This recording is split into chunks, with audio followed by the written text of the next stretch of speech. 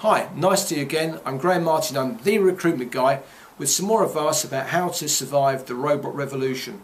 Today I want to talk to you about how to become a lawyer, a solicitor or a barrister to be specific. Now when I grew up in the 70s and 80s, if you're a lawyer you had a very well paid job, you were well thought of in the community and you worked your way up. And to get into the law you either went to university or maybe you got A-levels and you got an article clerk or a training contract. Things are very different today. For most people, the only way to get into a law firm is by going to university, getting a law degree, and then doing a conversion course at the end of it, which might cost you another £20,000, or if you're lucky enough, your law firm will pay for that conversion.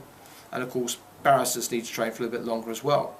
So you might come out with university after your year's conversion course with debts of between £30,000, £50,000, £60,000.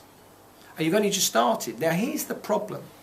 With 60% of all law graduates currently not working in the law, there's a problem. The reality is that, in my experience, most of the law firms only want to recruit people with first-class honours degrees, occasionally upper seconds, 2-2s, with a wealth of work experience, and ideally, and this is the kicker, they want people that have gone to Oxbridge or Russell Group universities, such as Warwick, Bath, Loughborough and so forth. Now what does that mean?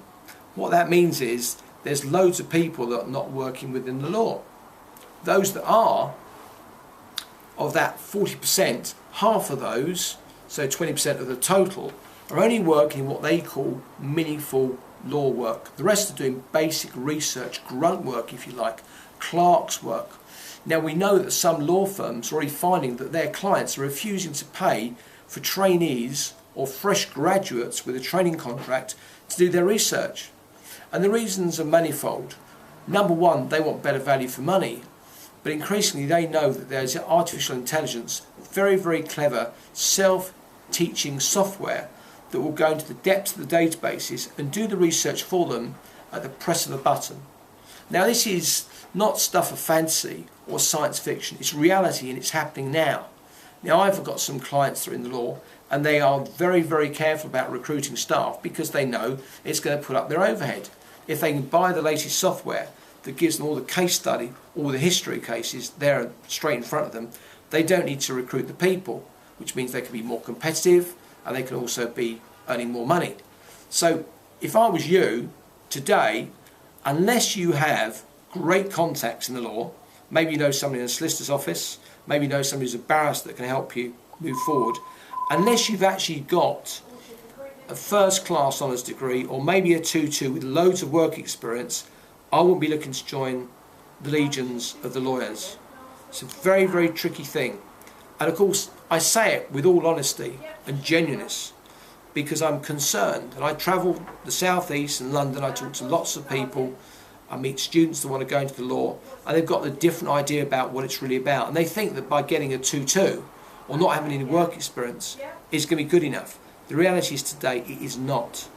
So my advice to you is please think twice before you start your journey to become a lawyer, because it's not as well paid as it used to be. It's very tough to get into, and artificial intelligence and clever computers are going to take over a lot of the very basic research. Of course, the partners, the senior partners in the business will still be doing the face-to-face work, and of course the barristers will still be standing up in front of people. But for most people, I'd say think twice about a different degree. So my tip today, how to survive the robot revolution is, unless you are really going to be a superstar with fantastic grades, great contracts and a wealth of work experience, I'd avoid it. That's it for me. I'll see you again. Bye for now.